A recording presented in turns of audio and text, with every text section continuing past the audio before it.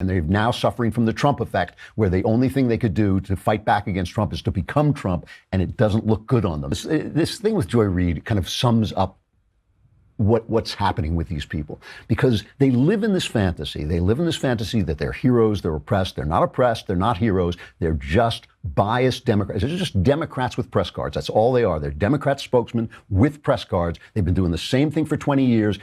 Trump has finally had the temerity to talk to them openly about it, to call them openly what they are, and they are scattering, and they're now suffering from the Trump effect, where the only thing they could do to fight back against Trump is to become Trump, and it doesn't look good on them. This is the way Trump destroys people. He turns them into the image of themselves, but that just reveals what hypocrites they are, because Trump hasn't been a hypocrite. But Joy Reid was found to have put out on an old blog gay jokes, the stuff about people being gay and attacking politicians for being gay.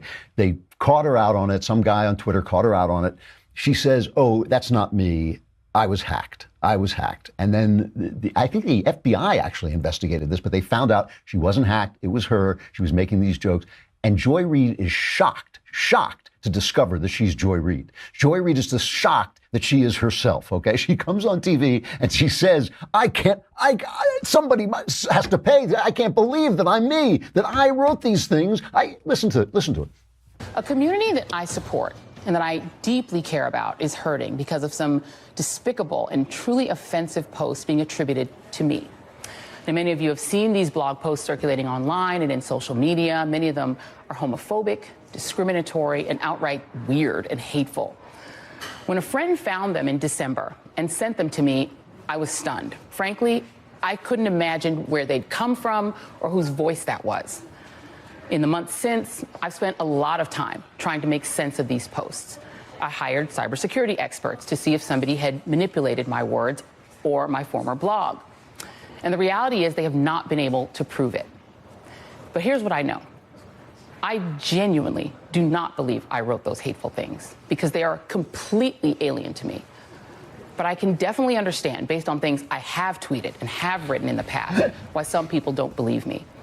It was evil, Joy Reid. It's like, what kind of an excuse is that? I wrote these things, but I can't believe it, and I'm shocked, and I will take this up with myself immediately. My only point about this is that only Joy Reid is shocked to discover that she's Joy Reid. Only the press was shocked to wake up the next morning and find we didn't think they were funny. We thought they were low. We thought they were mean. We think that they're dishonest. The polls continually show that people don't trust them. Only the press is shocked by this because they are living in a fantasy. It's the left wing's fantasy of oppression and heroism, and it's simply not real. And when they get caught, and when we see them, we know it's not real, and they're shocked to find out that they're themselves.